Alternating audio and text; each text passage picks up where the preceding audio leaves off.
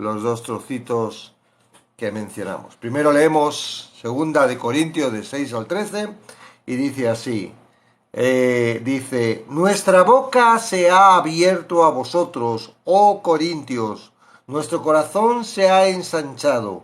No estáis estrechos en nosotros, pero si sois estrechos en vuestro propio corazón. Pues para corresponder del mismo modo como a hijos hablo, ensanchaos también vosotros. Y ahora pasamos a 7, del 2 al 4. Admitidnos, a nadie hemos agraviado, a nadie hemos corrompido, a nadie hemos engañado. No lo digo para condenaros, pues ya he dicho antes que estáis en nuestro corazón para morir y para vivir juntamente. Mucha franqueza tengo con vosotros, mucho me glorío con respecto de vosotros. Lleno estoy de consolación, sobreabundo de gozo en todas nuestras tribulaciones. Palabras extrañas que dice la palabra, ¿verdad? Que no tiene nada que ver con este mundo. Dice, termina esta parte, dice: sobreabundo de gozo en todas mis tribulaciones. Bueno. La experiencia más difícil y dolorosa para el ministro fiel es que lo tergiversen, que lo acusen falsamente, que ataquen su integridad injustamente. Tales ataques tienen el potencial de destruir la confianza de las personas en el ministro, resultando devastadoras para su labor. Es difícil corregir y recuperarse de tales ataques difamatorios porque quienes lo hacen no están interesados en la verdad. Ni los motiva la virtud, el amor o la justicia, sino el odio, la venganza, la amargura, los celos y las ganas de figurar. Quienes abastecen estas falsedades no buscan la unidad y la bendición de la Iglesia, la gloria del Señor o el bien de aquellos a quien atacan. Pablo definió el carácter de su amor por los corintios en relación con su acción por ello, y así proporcionó una descripción clara del amor en acción. Esta aplicación del amor cierra la sección intermedia que trata sobre separarse de los incrédulos. En tanto Pablo describía la esencia del amor verdadero, expresó 10 acentos o características del amor: franqueza, afecto, comunión, pureza, humildad, perdón, lealtad, confianza, alabanza y gozo. Pablo hablaba abiertamente con franqueza, sin rodeos, a los corintios, porque el amor no se guarda nada que sea beneficioso para su objeto.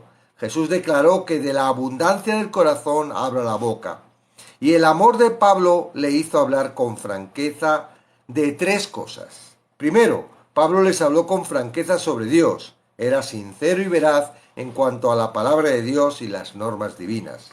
Segundo, Pablo habló con franqueza sobre el pecado. Hay quienes dicen que es falto de amor confrontar a alguien por su pecado, pero las Escrituras afirman que la verdad y el amor son inseparables. Finalmente, Pablo habló con franqueza de su afecto por los corintios. Los amaba intensamente, como lo indica el vocativo o corintios. La palabra estrechos es traducción de esterochoreo, que significa literalmente reducir o confinar. Pablo no había refrenado a los corintios, no había hecho nada para provocar un distanciamiento o entorpecimiento de las relaciones con ellos.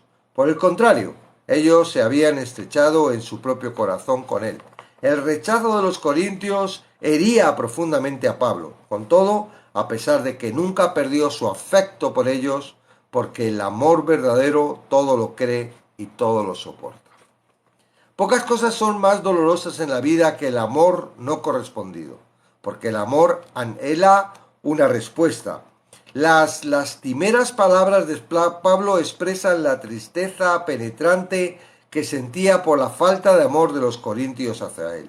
Aunque había roto el corazón de Pablo, él los amaba y no permitiría que los abandonaran. En su lugar, les rogó, usando la frase correspondiente del mismo modo, literalmente, en un intercambio exacto. Pablo les rogó que lo amaran como él los amaba. con amor sacrificial, consistente y permanente. A pesar de las falsas acusaciones dirigidas contra él, Pablo a nadie había agraviado. En realidad, los corintios habían agraviado a Pablo. Él no había herido ni corrompido a nadie. El amor de Pablo por los corintios se expresaba en una pureza y en una preocupación por ellos. Nunca los animaría directamente o indirectamente con su enseñanza o con su ejemplo a cometer alguna conducta inmoral. El amor necesariamente requiere humildad, porque solo los humildes pueden amar a otros desinteresadamente. Los orgullosos, quienes se aman a sí mismos, no pueden amar a otros. Pablo no estaba pronunciando un veredicto final sobre ellos, no estaba rindiéndose a su labor con ellos, no estaba airado, no los estaba relegando a un juicio final, no quería romper su relación con ellos, sino restaurarla. Por lo tanto, reprendía su pecado y rebelión y los llamaba a arrepentirse y reafirmar su lealtad a él. La frase para morir y para vivir juntamente refleja la lealtad imperecedera de Pablo con los corintios. El amor de Pablo era fiel hasta la muerte. Pablo era abierto y audaz, hablaba con franqueza de la obra del Señor en esta congregación. Entonces, toda la confianza de Pablo con los corintios no se debía a que ellos lo hubieran hecho bien. De hecho, su desempeño llamaba a un escrutinio cauteloso, no a la confianza abierta. Pero el amor verdadero, no el ingenuo, todo lo cree, todo lo espera. El hecho de que Pablo pudiera gloriarse con respecto de una iglesia llena de inmadurez, deslealtad, duda y desafecto es sorprendente. Gloriarse de la manera apropiada se hace en el Señor, y la razón por la que Pablo se gloriaba era por lo que el Señor estaba haciendo en la iglesia de Corintios. Aún más sorprendente que la confianza y la gloria de Pablo por los corintios era que ellos le produjeron gozo.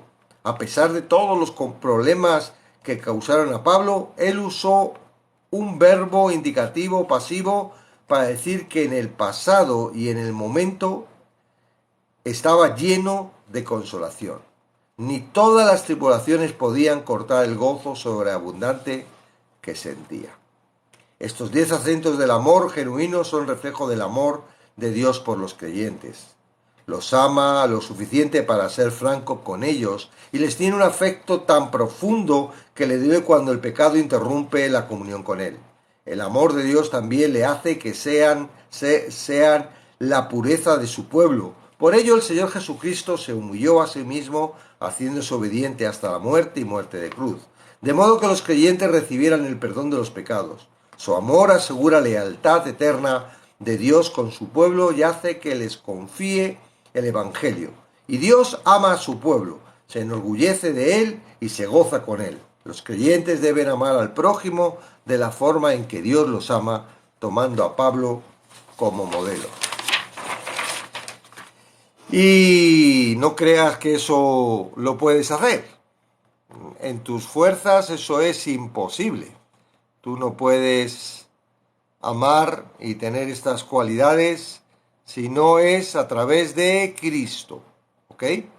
Entonces, esto es lo más importante. Porque a veces leemos y sentimos mucho, ¿verdad?, molestia porque no estamos en la posición en la que dice la palabra. No, este Pablo sí que era, pero yo no. Entonces parece como que Pablo era un superhombre. Buenas tardes, Cheri.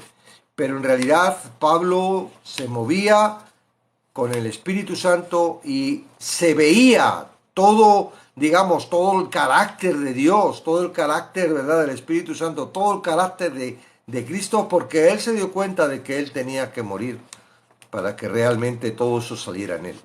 Entonces, hay que tener mucho cuidado porque el corazón nos engaña constantemente tratando de mostrar que nosotros podemos alcanzar las cosas con nuestra naturaleza. Entonces, si nosotros las pudiéramos alcanzar, ¿para qué necesitamos a Cristo? ¿Para qué necesitamos que Cristo muriera en la cruz?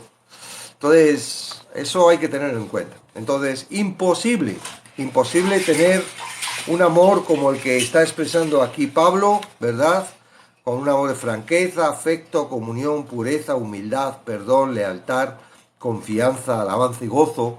Esto solo se consigue a través de Cristo y dejarse dirigir por Cristo. Es el producto del fruto del Espíritu, ¿verdad? Yo tengo aquí la chuleta porque seguro que a lo mejor me la sé de memoria, pero me gusta cogerla porque digo, yo ahora estoy en Cristo y el fruto de estar en Cristo, su fruto, no el mío, ¿eh? Yo no tengo fruto porque mi fruto es su fruto, ¿ok? Es decir, yo no tengo fruto, pero su fruto me produce a mí el beneficio, ¿verdad? ¿Por qué? Porque el fruto del Espíritu es amor, gozo, paz, paciencia, benignidad, bondad, fe, mansedumbre, templanza. Eso es imposible poderlo sentir, poderlo vivir, poderlo expresar si uno está dirigido por el corazón y en la carne. Vivimos en esta carne, vivimos en este mundo hasta que o seamos transformados de un abrir y cerrar de ojos, ¿verdad? Si Jesucristo viene cuando aún estemos vivos, o cuando nos liberemos de este cuerpo, porque este cuerpo muere, ¿verdad? Y podamos ir al cielo, entonces podremos entender completamente qué es esto que estamos hablando, porque hasta ahora somos estorbados por este cuerpo y este sentimiento. Y Satanás lo sabe y juega con ello, ¿verdad? Y estamos en una lucha totalmente escarnecida. Los que no están en Cristo no son conscientes de cómo Satanás los utiliza para su mal y para traer el estorbo y para traer, ¿verdad?, lo que pone en tinieblas a los que ya son hijos de Dios, a los que están en Cristo y que no parece que sean en Cristo. Entonces, están los que, sin tener mucha idea de lo que está sucediendo, son el estorbo, ¿verdad? Que están siendo, por ser esclavos, el estorbo y traen, ¿verdad? Porque no son demonios que veamos nosotros, son personas los que están haciendo todo esto. Y qué duro es cuando una persona, ¿verdad?, sincera, sin ningún interés, por amor a Dios, trabajando a través de Dios, ¿verdad?, ofreciendo todo lo que Dios les está dando, y de repente esas personas a las que ha entregado todo, ha dado todo, los ama, los ve que está creciendo, es feliz, ve gozoso como el fruto del Espíritu Santo está ofreciendo, y de repente llegan estos, ¿verdad?, estos esclavos de Satanás, estos confundidos, estos seres, ¿verdad?, que son humanos y que están corrompidos, ¿verdad?, por el orgullo, la arrogancia, la necedad, la envidia, el egoísmo, yo qué sé, un montón de cosas que uno está, ¿verdad?, que hemos estado, porque nos conocemos, ¿verdad?, sabemos que hemos estado en ese mundo antes de conocer a Cristo. Y vienen y te estorban, y te machacan, y te acusan, y empiezan a decir mentiras y blasfemias que no son, y duele mucho, duele mucho. Solo la consolación de Dios, del Espíritu Santo, es capaz de poder resolver ese dolor, porque no es un dolor de que, ay, he metido la pata, he hecho algo mal, ay, me arrepiento de cómo los he tratado. No, se trata de una acusación totalmente injusta, se trata de algo que no es correcto, ¿no? ¿Y quién no ha vivido eso, verdad? A lo mejor no a nivel de Pablo, ¿verdad? Pero todo lo hemos vivido. Y aquí el Espíritu Santo está utilizando, ¿verdad?, a Pablo para escribir cómo se siente, lo que siente y cómo trabaja. Pero acordaros, Pablo en el Espíritu estaba, ¿verdad?, viviendo algo y escribiendo algo que tenía que llegar a nosotros para un concepto claro y definido. ¿Y cuál es ese concepto? Número uno, conocerte tú mismo. Saber cómo es esa naturaleza carnal que va a acabarse y que por algún momento puede estorbar a esa nueva naturaleza que ha nacido. Hace poquito habíamos leído, ¿verdad? Dice, de modo que si estamos, bendiciones, Estefany, de modo que si estamos en Cristo, nueva criatura. ¿Cómo que nueva criatura? Los corintios están ahí haciendo caso a esta serie de personas que están injuriando y diciendo falsas calumnias sobre Pablo. ¿Cómo? ¿Cómo nuevas criaturas? Sí, porque lo viejo, aunque pasó, estaba volviendo y estaba estorbando. Y eso es lo que, de alguna medida, la palabra nos quiere mostrar y nos quiere enseñar. Muchas personas caminan creyendo que están caminando con Cristo. Sí, yo lo sé, Camila, no, a mí tampoco me salía. Camila, Stephanie, a mí tampoco me salía. Los chinos están ahí, están haciendo su batallita, no pasa nada. Gloria a Dios por los que estáis y los que no, que lo oigan en el YouTube. Y listo, el que tiene interés, tiene interés. Eh, Hay lucha constante. Satanás no pierde absolutamente nada. Ya lo tiene todo perdido y él es astuto y es sabio en el sentido de cómo, ¿verdad?, tocar a las personas, cómo llevarles a un estado de desgana, cómo retirarles completamente, cómo taparlos con un lamud para que la luz no se pueda ver. Yo digo, wow, hoy en día podríamos meter una lámpara, es peligroso. Bueno, todavía las de LED no se calientan tanto como las antiguas, ¿verdad?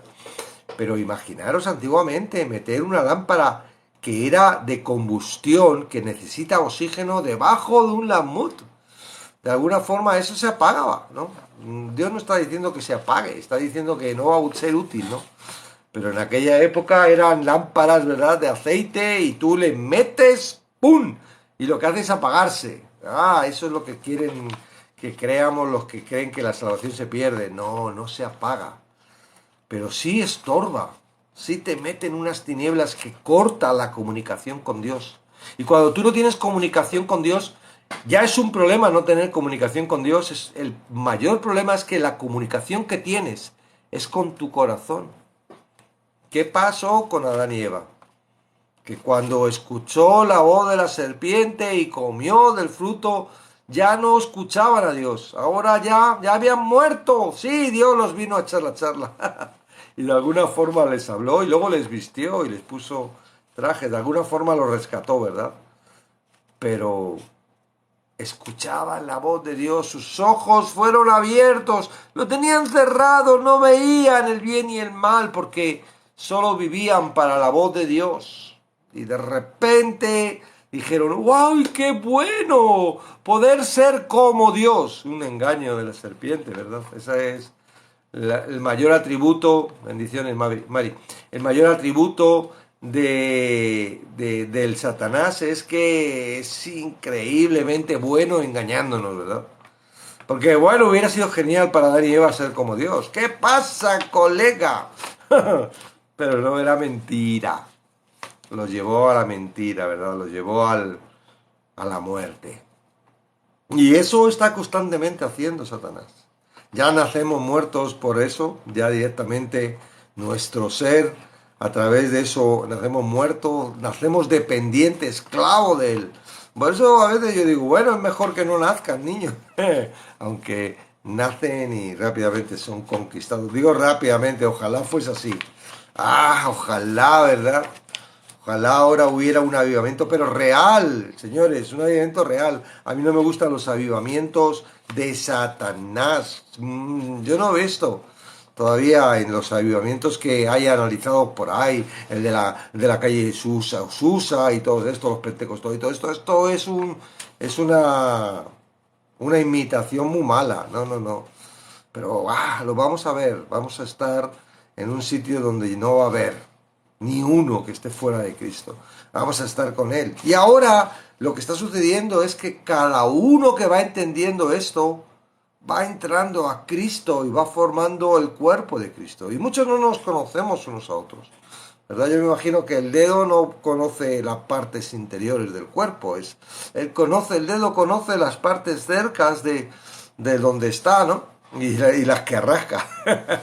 El dedo y la mano tienen más posibilidades que a lo mejor el hombro que va a conocer ni el otro hombro, ¿no? Una oreja que no puede oír con ver la otra, a nivel de, así como de cuerpo, a nivel de cada uno humano, ¿no? Ahora, No es cierto que tú, porque te sientas en tu iglesia y ¡ay, esta es la iglesia verdadera! Eso es un problema. El verdadero creyente se siente cuerpo de Cristo, no cuerpo de una iglesia local. No, ay, mi iglesia y pensar en mi iglesia. Sí, la iglesia está bien, es un elemento, es algo que Dios ha puesto, ¿verdad? Porque necesitamos estar. Y en la iglesia hay algunos que son cristianos, otros que van y que hay que salvarlos, hay que salvarlos. Y tú estás pensando, ay, tengo que evangelizar, y estás pensando en evangelizar a aquellos que no te quieren escuchar, cuando en tu iglesia hay personas que necesitan conocer. Pero para eso tú tienes que estar seguro de lo que estás enseñando. Yo, por mi vergüenza, 22 años estuve enseñando mal. El hombre rápidamente, el humano rápidamente se cree que ya lo sabe todo y es muy soberbio y empieza, ¿verdad? Y no le importa meter la pata y si se va al agujero y se lleva un montón con ellos, bueno, pues ya me he ido yo al agujero, ¿qué más me da lo que se me lleve yo? Pero es cierto, ¿eh? Yo 22 años estuve enseñando mal. Y ya digo, ya me arrepentí de eso, ya todo eso, la misericordia, dije, si no es por la misericordia de Dios, seguiría enseñando mal.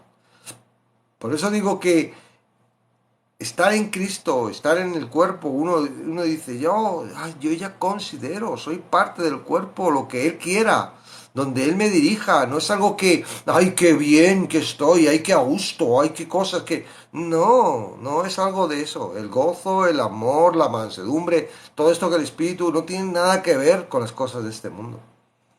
Por eso Pablo también aquí nos decía, hey, si te estás fijando en las cosas que se ven, cuidado, porque no son las que se ven, son las que no se ven. Pero el hombre, los hombres, los seres humanos, somos de ver, ¿verdad? Si no veo, no creo y, mejor pájaro en mano que cien volando y todo eso es un elemento, una estructura, algo que el enemigo ha construido en la sociedad. No depende, eso no es nosotros. Sí, el enemigo está dentro de nosotros. Tiene una puertecita, el corazón, y entra y trabaja con nosotros. No puede vencernos, pero nos estorba tanto. Y aquí Pablo, estorbado, ¿verdad? Trata de alcanzar a los corintios. Hay corintios. Ahora todavía no, ¿verdad? No lo dice, pero más adelante en esta semana vamos a ver que él recibe buenas noticias y eso le produce mucho gozo. Él le preocupaba mucho que la primera carta que escribió, la primera, la que leímos anteriormente, en el curso anterior, Primera de Corintios, que era una carta fuerte y severa, exhortaba duro, no se quedaba chiquito, ¿verdad? Aunque había partes donde los trataba amados y hermanos y santos y los trataba con cariño y habló del amor y de la cena del Señor, pero era una carta dura en la que estaba corrigiendo qué estáis haciendo, ¿no?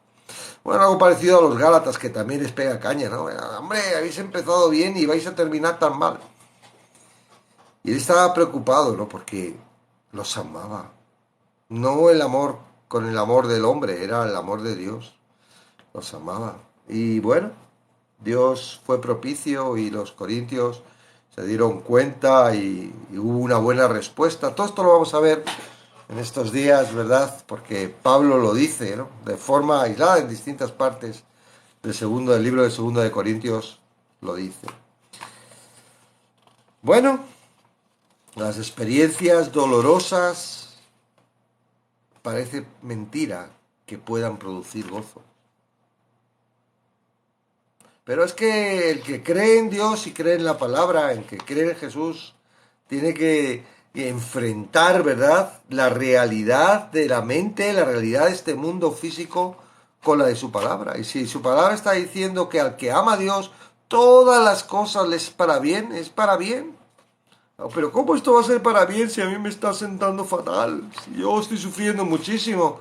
Bueno, pues toca de que ese sufrimiento que tú ves lo conviertas en gozo. Y no se trata de que tú lo puedas convertir en gozo, se trata de que no le permitas a tu mente y a tu corazón que no crea en la palabra.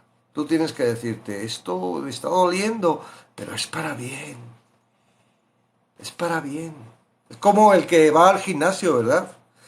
No, es divertido. El gimnasio, mira, por mucho que no sé si a los fisiculturistas les gusta, yo creo que no, es muy sufrido. Yo estoy yendo para bajar la barriga y para desintoxicar, porque como estoy siempre mucho tiempo sentado, la verdad es que al final el cuerpo duele y uno digo, bueno, si hay que hacer algo. Y estoy yendo con mi hijo al gimnasio y los veo a los que ya llevan años, ¿verdad? Ahí haciendo el esfuerzo y cada vez más fuerza y es duro. ¿Y por qué lo hacen? Porque les agrada. No, no se trata de agrado, se trata de que al final hay un resultado que sí lo que le agrada. Es estar en forma, ¿verdad? Tener el cuerpo en forma, ¿no? Algunos es para luego ir chulito por la calle y, y la chica, ¿no? Pero la mayoría, otros eran pues por sobreponerse y alcanzar metas y objetivos con su deporte, ¿no?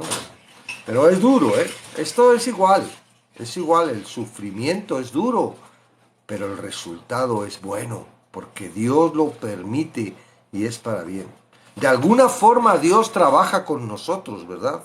El ministerio ¿cómo es? De la, tiene un nombre, bueno, que es todo el sufrimiento nos va para bien. Es como, yo leí una vez un libro que no es muy bueno porque es pentecostés, pero me gustaba mucho el título, ¿no? Era un libro sobre Pedro y había en la portada, estaba haciendo una talla en una piedra con el cincel y el martillo y se titulaba Cincelado por la mano de Dios. Es decir, y era el tema de que Dios está ¡pam! ¡Pam! ¡Pam! Dando golpes a esa roca para dar la forma. Y la forma que está dando no es tu cara, es Cristo. Entonces, esa roca que es nuestra carne, que es nuestro carácter, que es nuestra, ¿verdad? Ahora en sus manos, porque primero tienes que dejarte. Si sales corriendo y no permites que Dios pueda tocar tu vida y transformarte, Él no te va a tocar. Él no va a salir corriendo detrás de ti. Él va a esperar a que venga y dice, sí, Señor, quiero que me transformes. Y Él va, clan, clan, clan, y va a quitar. Y cada cacho de roca que sale de ti es doloroso. No es algo suave, ¿verdad? No se hace como el barrito. Aunque somos barro, pero somos un barro hecho piedra ya, prehistóricos, puestos como los fósiles. Nos hemos fosilizado, ¿verdad? El pecado nos ha hecho duro. Pero todo lo hace Dios y en el propósito de Dios. ¿Sí? Yo ya dejé el tiempo de arriba, abajo, arriba, abajo. Tampoco puedo decir que esté todo el día arriba. Es más, cuando yo estoy arriba, digo, uy, uy, uy, cuidadín. Porque en realidad el sentimiento no tiene que ver con el espíritu. Y cuando decimos que el fruto del espíritu es amor, gozo, paz, paciencia, benignidad, bondad, fe, mansedumbre, no estamos hablando de sentimientos. Estamos hablando de un carácter que genera, que es él. Es su carácter. Y tú sales y digo, yo no soy paciente, es él el que es paciente. Tú amas mucho, yo no amo, yo no soy capaz de amar, es él el que ama. Yo no sé cómo lo hace. Amén. Entonces, él está trabajando en nosotros. Y no porque necesite trabajar en nosotros, sino porque es el plan de Dios, construido desde el principio y que se va a cumplir hasta el final, ¿no?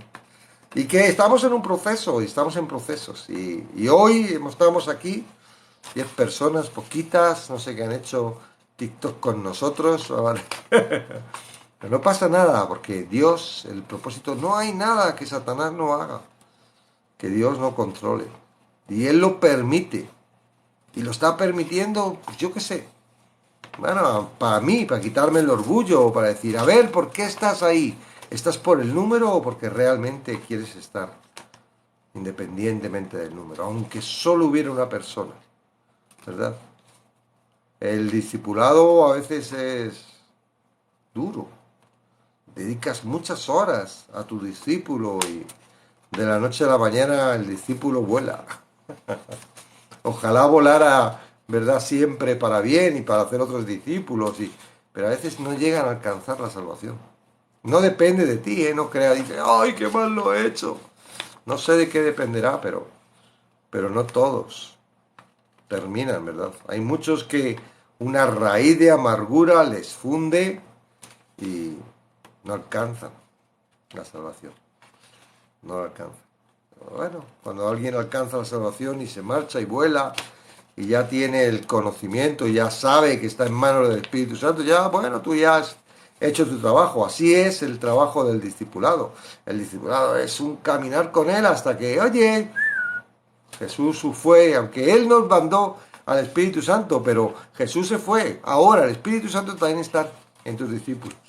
Eso es lo que tienes que, el fin, el final es que el Espíritu Santo, que Él sepa, que el Espíritu Santo les va a dirigir. Amén. Ahora es triste cuando, ¿verdad? Como cuerpo, como miembro, y puede ser también humano y sentimental, ¿no? Pero a veces echamos de menos a las personas que, ¿verdad? Que hemos pasado tiempo leyendo la palabra, aprendiendo, y que de la noche a la mañana no sabemos por qué pasa, ¿no? Pero pasa. Desaparece y no se les vuelve a ver. Bueno, tenemos la confianza de que si es por algo malo, Dios va a hacer algo para volverlos a traer y entonces sentiremos mucho gozo. No lo digan, ay, perdonad, hermanito, es que me pasó esto, me confié, me no sé qué. No, y da gozo, ¿verdad? Cuando dice un arrepentido vuelve, ¿no? Como el padre cuando veía venir al hijo pródigo. Amén. Entonces, bueno, no vamos a meternos en todas estas características, ¿verdad? Del carácter del amor, ¿no? Franqueza, afecto, comunión, pureza, humildad, perdón, lealtad, confianza, alabanza y gozo. Que te sirva solo, analiza, ¿no? Vete una por una analizando cuál de ellas está en tu vida y cuál no, y no porque tú lo puedas hacer, sino porque el Espíritu Santo, porque Dios, el estar en Cristo, está produciendo esto. Y si no, ¿cuál es el estorbo, no? ¿Cuál es la mentira? ¿Cuál es el cerrojo? ¿Cuál es el cacharro que ha puesto Satanás o el mundo? O yo qué sé, o cuál es la herida que está impidiendo que tú puedas desarrollar todas estas características que vienen del amor de Dios y que por naturaleza en Cristo tendrías que tener. Amén. Y nada más. Así. Estos 10 son del amor genuino, son reflejo del amor de Dios en el creyente.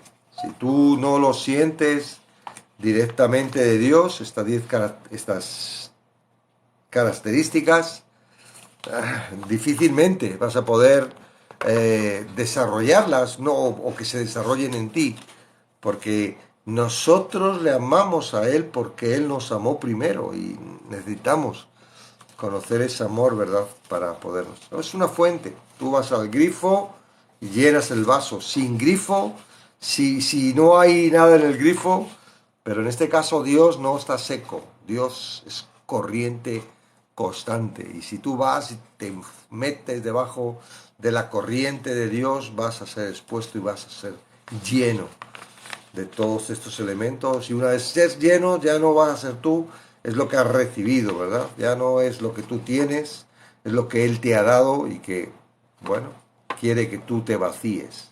Ese es el espeso de un vaso. ¿Para qué sirve un vaso lleno si no se vacía? Si además, si está lleno ya y no se vacía, no vas a poder seguir llenándolo, ¿no? La idea es la del vaso que está debajo del grifo y está rebosando constantemente. ¿Dónde va eso que rebosa? ¿Está rebosando en ti y lo estás rebosando solo para tu cónyuge y tus hijos o estás rebosando para todos los que Dios está poniendo a tu alrededor? Amén.